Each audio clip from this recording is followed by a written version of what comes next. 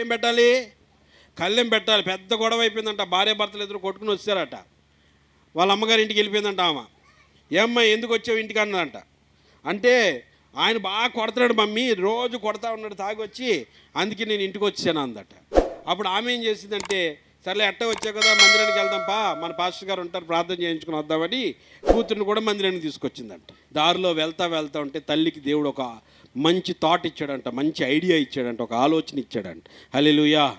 ఇంటికి వెళ్ళిన అమ్మాయి పద్దాక నీవు మా కొట్టాడు మా ఆయన కొట్టాడు అంటున్నావు, మీ ఆయన కొట్టినప్పుడు నువ్వేం చేస్తావు అని అడిగిందంట తల్లి. ఆయన కొడుతున్నప్పుడు నేను ఏమైనా మౌనంగా ఉంటానా, కేకలేస్తూ ఉంటాను, కేకలేస్తే 10 పడతాయంట. అప్పుడు వాళ్ళ తల్లి గుర్తుపట్టిందంట, ఈరోజు నా కూతురు కాపురం ఇడిపోవడానికి కారణం ఏంటంటే నోరు కాపాడుకోలేదు, నోరు మంచిది కాదని. ప్రార్థన చేయించి పాస్టర్ గారి దగ్గర ఒక టానిక్ తెచ్చా, నీ భర్త చెయ్యి ఎత్తినప్పుడు గబుక్కును మోతి టానిక్ నోట్లో పోసుకో మింగబాక అందట. సర్లే భర్త దగ్గరికి వెళ్ళింది. కొత్తగా బాగానే ఉంటారు కదా, ఫస్ట్ రోజు బాగానే ఉన్నారు, మళ్ళీ మరుసటి రోజు తాగి వచ్చారండి. ఇంకా మూలలో ఉన్న కర్ర తీసుకుని కర్ర ఎత్తకపోతుంటే వాళ్ళ అమ్మ చెప్పింది గుర్తొచ్చి తీసుకుని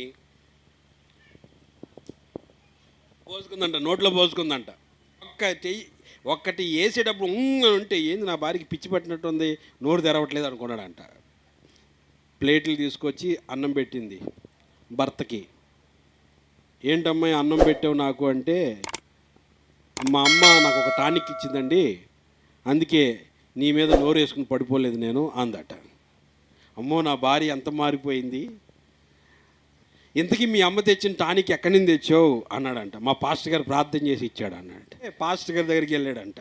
పాస్టర్ గారు మా అత్తగారికి ఏదో టానిక్ ఇచ్చారంట, నాకు కూడా ఇవ్వండి. నేను ఏ టానిక్ ఇవ్వలేదయ్యా, నీళ్ళు ఇచ్చాను, ఆ నీళ్ళే ఇచ్చాను నేను అని పాస్టర్ గారు చెప్పాడట. హల్లెలూయా. ఇప్పుడు నీ కుటుంబం కట్టబడాలి, నీ కుటుంబం క్షేమంగా ఉండాలంటే నోటికి ఏం పెట్టుకోవాలంట?